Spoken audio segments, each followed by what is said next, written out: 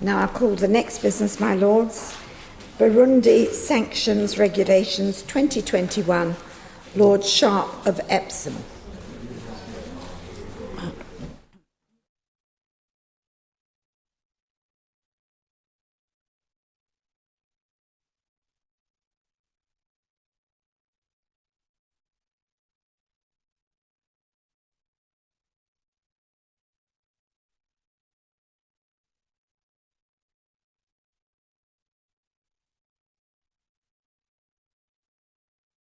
I beg to move that the Grand Committee to consider the Burundi Sanctions Regulations of 2021.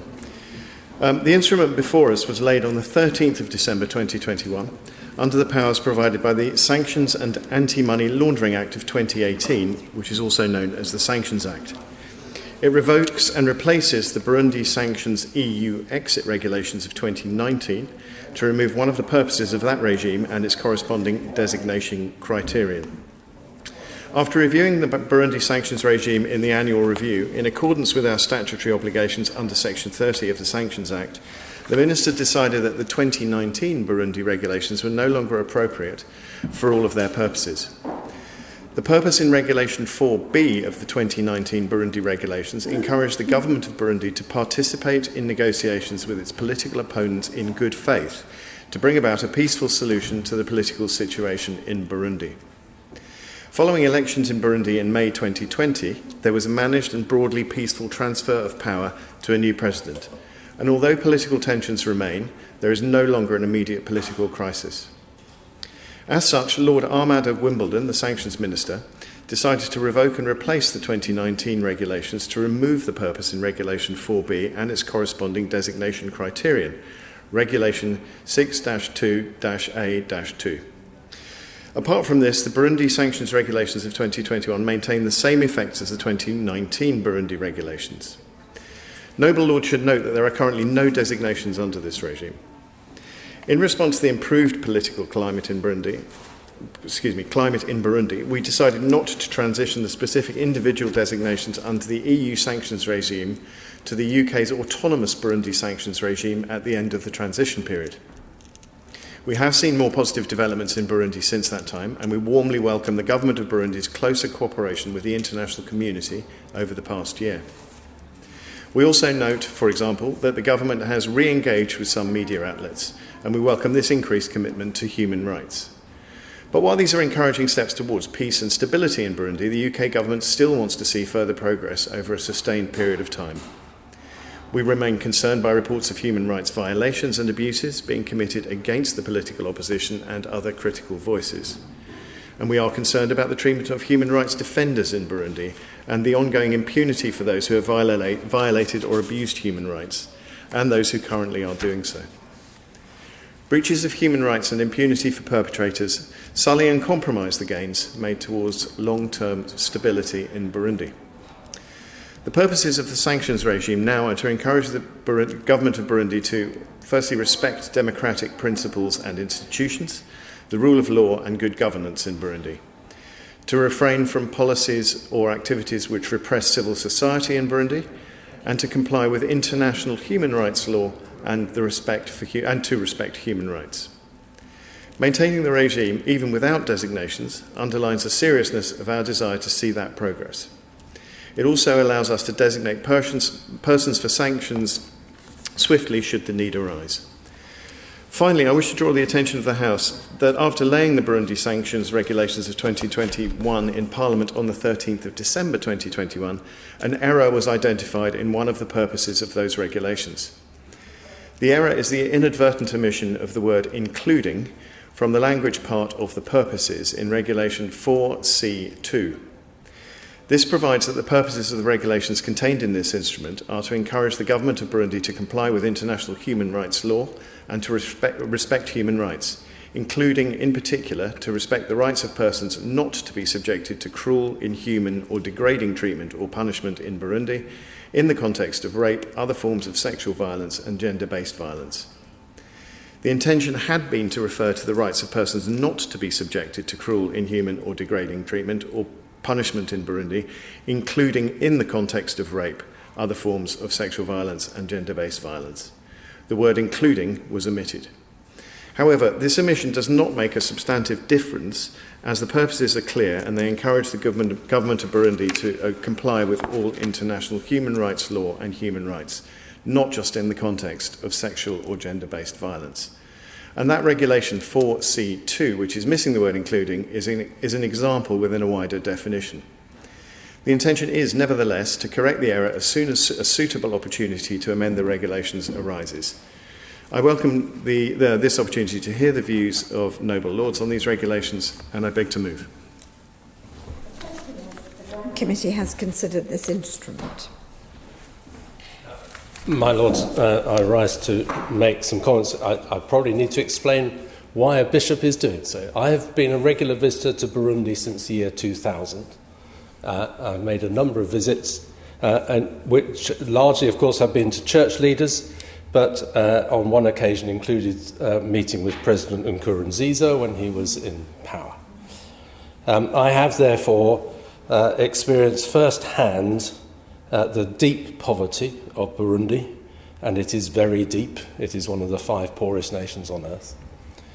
And my visits are not confined to staying in the capital city, as it was Bujumbura, but now Gitega, but also going out and meeting ordinary people in villages around the nation. I fully understand why sanctions were placed, and I am not opposing these sanctions being continued. I'm pleased to see the changes which are being made. However, I would like to note the significant impact that these sanctions can have inadvertently on the very poorest in the nation, and also the unintended impact on civil leaders, like church leaders, but other leaders, who feel slightly constrained in what they are able to see and to do in speaking up for their nation, in slight concern that they might be thought to be supporting things sometimes that we may not wish them to support. So, in agreeing that these should go forward, I hope that the government will keep them first under regular review so that they can be lifted as soon as possible, because there is no doubt that the new regime is behaving very differently from its predecessor. Yes, there are more moves that could be made around human rights. However, they are definitely going in the right direction, and I think the more encouragement they can be given by recognising and accepting that, this is one small step in that direction, will help the leadership of the nation serve its nation to the very best. And I hope that Her Majesty's government will recognise the important place that the church and other civil society plays in the life of Burundi, and encourage them through other means. So ongoing support through overseas aid and so on is significantly important, and is often best delivered by organisations like Christian Aid, like Tear Fund, and through the local churches. Obviously, my particular connection is with the Anglican Church, but other churches as well. It's very rare that I get a chance to speak up for the wonderful nation of Burundi and its people. This is an opportunity, so I hope the Minister will address the questions I've raised. It's a great pleasure to follow the Noble Prelate Bishop of Durham. I haven't had the pleasure of going to Burundi, but I have had a lot of experience in sub-Saharan Africa. And I want to go rather farther than the Noble Prelate. I actually want to ask my noble friend on the front bench, what is the purpose of these sanctions? They've been in existence, I think I'm right in saying, because of course there were European Union sanctions, I think dated 2015. And in a sense, it seems to me that these sanctions are a carryover from our membership of the European Union. And when you think about Burundi, with its 12 million people and its poverty, which is they're way down the list of nation states, and there is abject poverty in much of Burundi, it doesn't seem very relevant that the United Kingdom's policy towards Burundi should be, as it were, led by sanctions. I would like to ask the Minister whether we've actually designated anybody under these sanctions in the past. So it seems to me this is a bit of an automatic reaction to what has happened in the past. If you think about sub-Saharan Africa with all its problems, and you relate them to Burundi, the central issue is about economic development and not about the behavior of any particular government at any particular time. Because Burundi has a very difficult past. 1884, the arrangement whereby it became German. Following the First World War, League of Nations agreement, whereby it became effectively Belgian.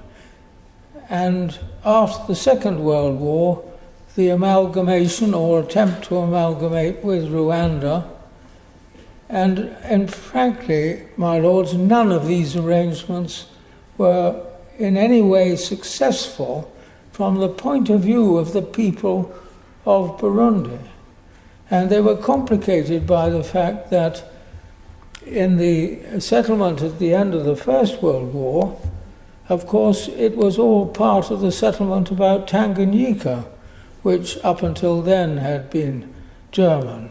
And if you think about what has happened in what is now Tanzania and relate that to Burundi, all I can say is that the contrast is extreme. So whilst going through this 50-page document and thinking to myself, what is our government's policy towards Burundi, I came to the conclusion that this sanctions regime is basically irrelevant. It has nothing to do with the interests of our government in what happens in sub-Saharan Africa and what happens in Burundi. And I will end by saying that the fertility rate in Burundi at the moment is 5.1, which means that its population doubles every 30 years or so. And at the moment, the lifestyle, the well-being of the Burundian people is not improving. And in fact, the only active, as far as I can see, interest that we are taking from this country in Burundi is the interest which the Church is taking in Burundi. And well done, the Church. And so I hope that when my noble friend replies, he will forgive me and he will widen his reply somewhat from the narrow purposes of this regulation. And if he doesn't feel that it is the right time to do that, I would be very grateful for a letter on the subject of HMG's policy towards Burundi. I rise to speak for the Liberal Democrat benches to express considerable concern about the decision to remove people from being designated under the sanctions regime in relation to Burundi, even if in principle the sanctions regime potentially stays in place. It was, of course, when we were in the EU that the UK played a part in widening the sanctions regime, which was then applied by all EU members. And we maximised our impact by doing this.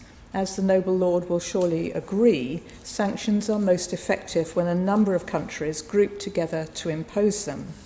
We carried over most of the sanctions that have been set in place in the EU into UK law, then later introducing the Magnitsky sanctions, as we had been taking forward already in the EU, as a tribute both to the Russian lawyer Sergei Magnitsky and, of course, to Bill Browder, who campaigned tirelessly for these to be introduced. These focus on individuals who are abusing human rights. There are many instances where such sanctions are surely justified, and they were applied in relation to Burundi, as the EU also did. Our sanctions regime clearly needs to be responsive, and the government is arguing that the transition of power in Burundi, despite human rights abuses, justifies the removal of certain designations. The government makes the point that there has been a transition of power and that the immediate political crisis has resolved, and that therefore sanctions should be removed. I note that the government says that it remains concerned by reports of human rights violations in Burundi. The minister in the other place, and the noble Lord the Minister has just repeated this, stated that we are concerned about the treatment of human rights defenders in Burundi and the ongoing impunity of those who have violated or abused human rights in Burundi and of those who do so now.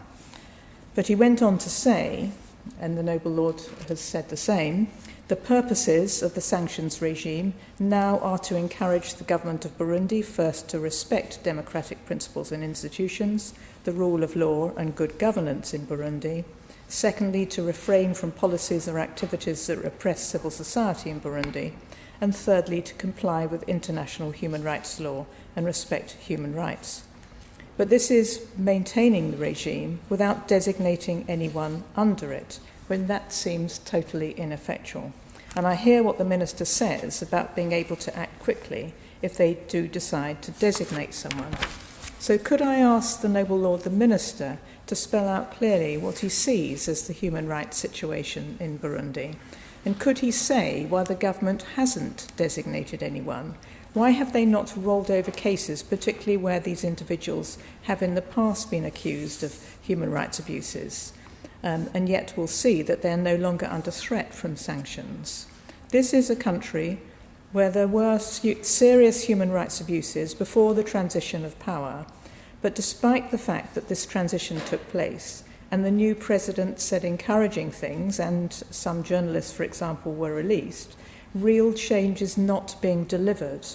The UN Commission of Inquiry on Burundi, which was established in 2016 but continues to report, has noted major concerns and urged people to look below the surface in Burundi, with its chair stating that, and I quote, "Not only have grave human rights violations continued to occur, but in some respects the situation has deteriorated." In 2020, the Commission reported continued arbitrary detentions, torture and executions. It concluded in September 2021 that no structural reform had taken place, and that in fact the rule of law continued to be, as, and I quote, progressively eroded. Crackdowns on civil society and the opposition continued, including summary executions and arbitrary arrests. Arrests, killings and disappearances continued. And Human Rights Watch has also borne this out. So why are we taking the line that we are? Might it be that we are more isolated than when we were in the EU and need the support of countries at the UN? Precisely why is now the right time to remove sanctions designations on individuals? Could the noble Lord tell us whether the new Foreign Secretary has signed up to the sanctions regime in the way that her predecessor did? Could the noble Lord the Minister also tell me how many staff worked in the sanctions unit at the end of 2020 and how many are there now and what their budget is? There is a strong feeling emerging that we are under-resourcing this important department.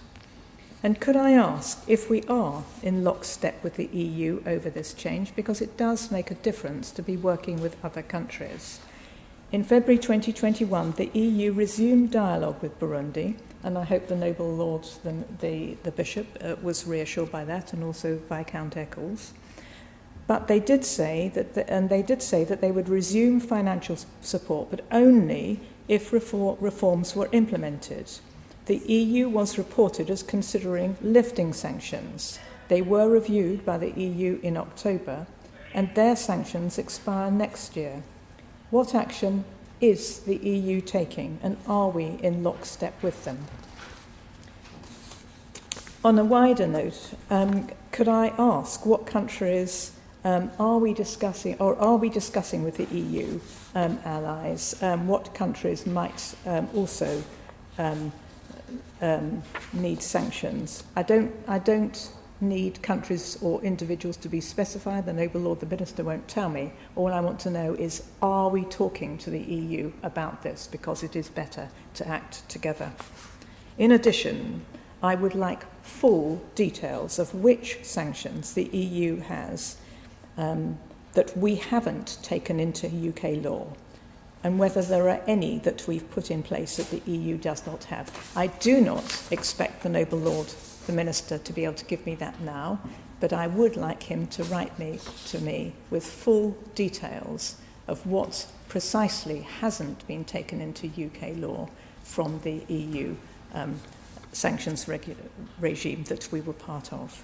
So in conclusion, this SI for us is concerning, though I hear what the Noble Lord, the Bishop and Viscount Eccles say about poverty and addressing poverty and trying to make sure that you don't target the poorest. But it feels that we, like Burundi maybe, are going backwards on this in relation to those individual designations. I therefore look forward to hearing what the Noble Lord says in response.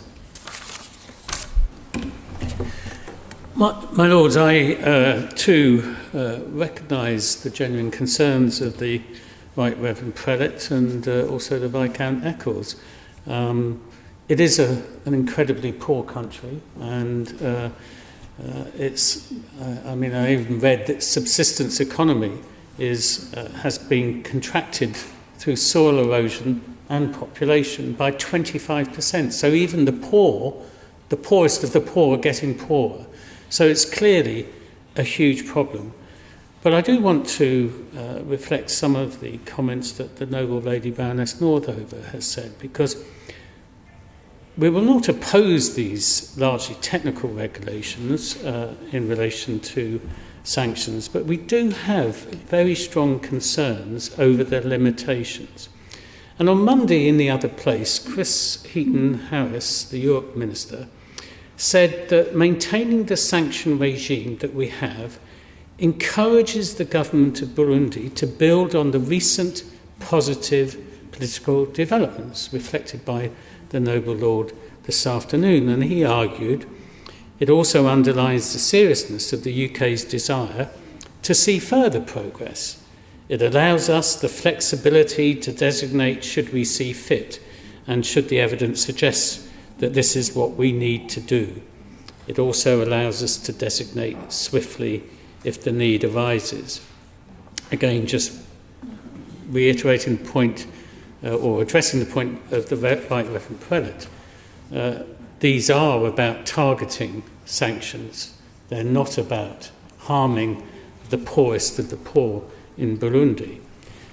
But whatever the initial optimism, President Ndayishimye's tenure has not marked any meaningful shift in human rights. And as the Noble Lady Baroness Northover referenced, the UN Commission of Inquiry on Burundi reported in September that arbitrary detention, execution, torture and intimidation have all continued despite that regime change.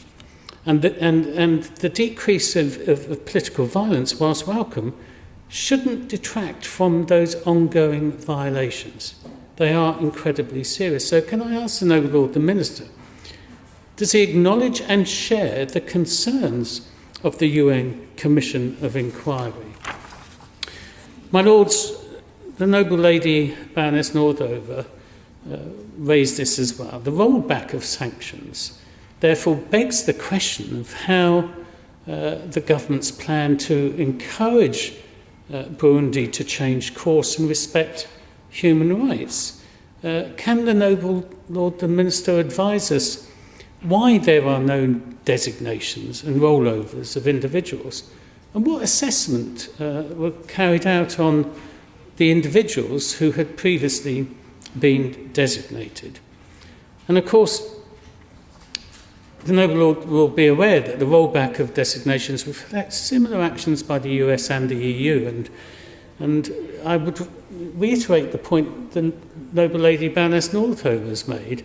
Just precisely how did we and how have we engaged with the US and the EU counterparts on this decision?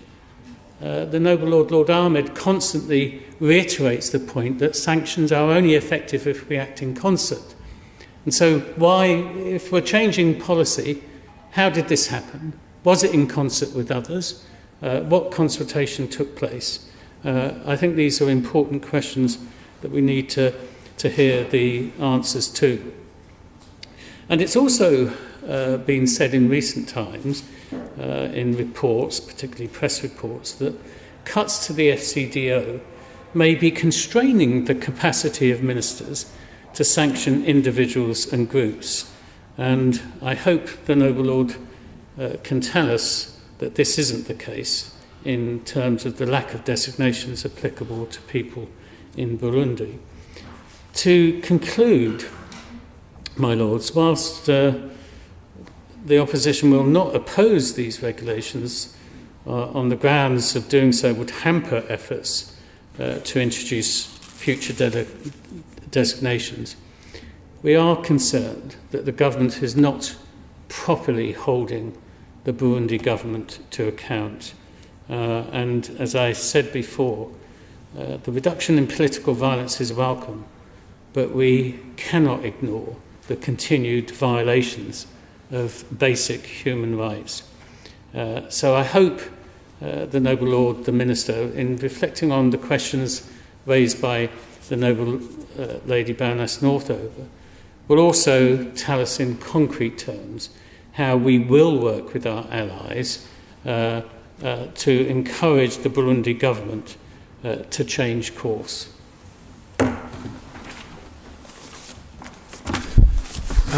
I'm grateful to noble lords who've contributed to today's insightful and timely discussion, and I'll try and address the questions that were raised in order.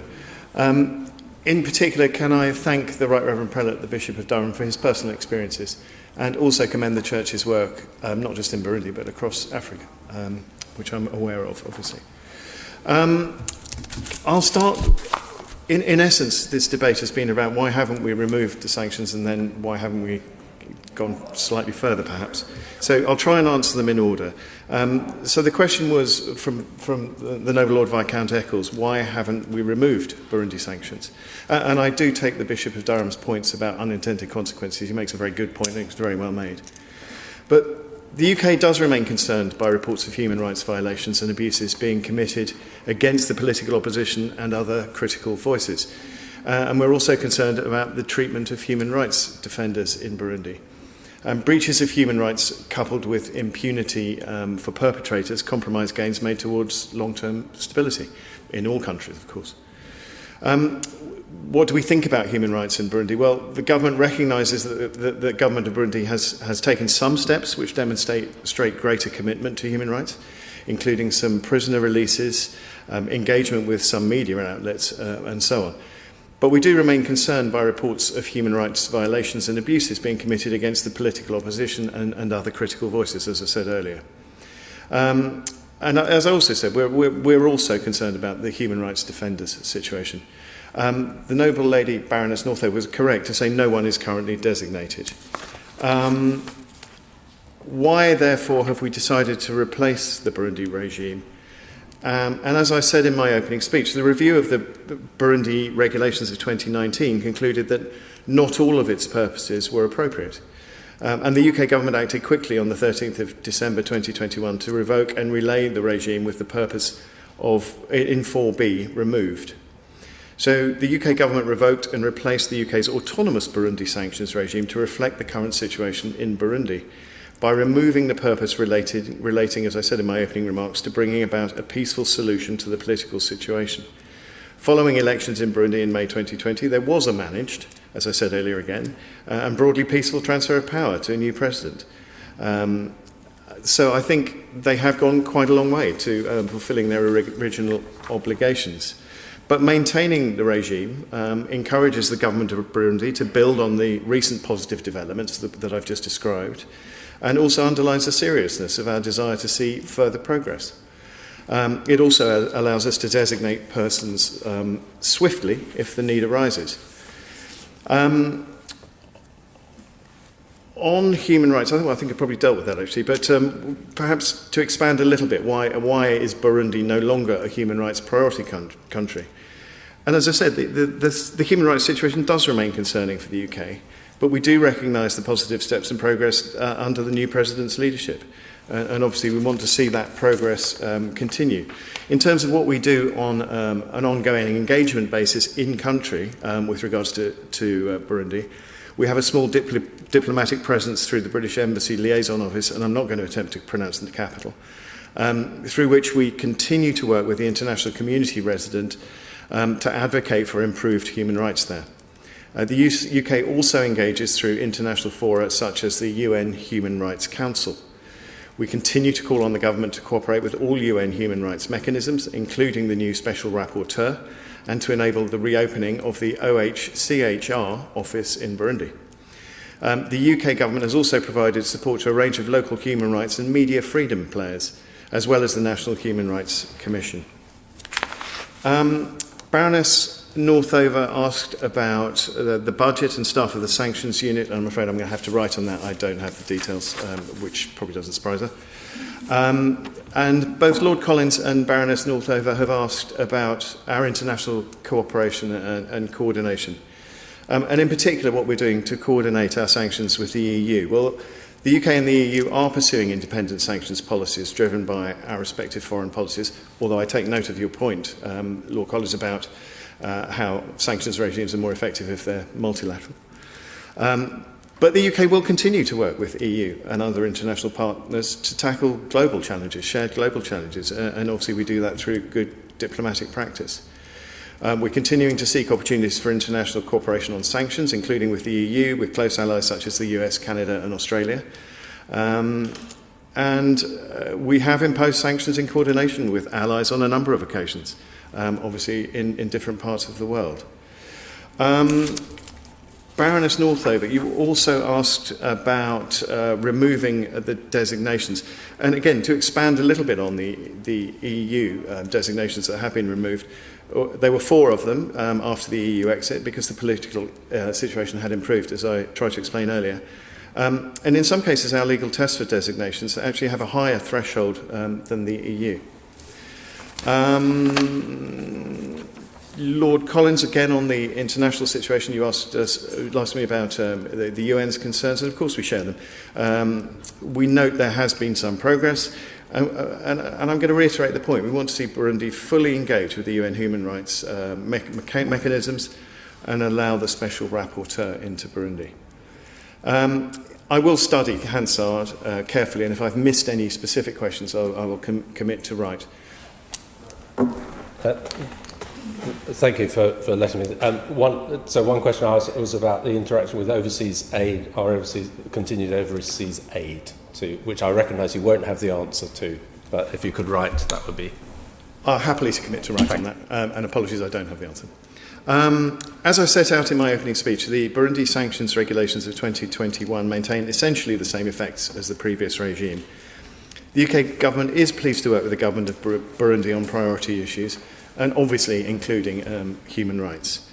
We do continue to call on the government of Burundi to cooperate with all UN human rights mechanisms and to facilitate, as I just mentioned, the reopening of the office of the UN High Commissioner's Office for Human Rights in Burundi. And with that, my lords, I will write if I've missed anything. Thank you for your participation today, and I beg to move. The question is that the Grand Committee has considered this instrument. As many as that opinion would say content. Contrary, not content. The contents have it. That completes the business before the Grand Committee today, and the committee stands adjourned.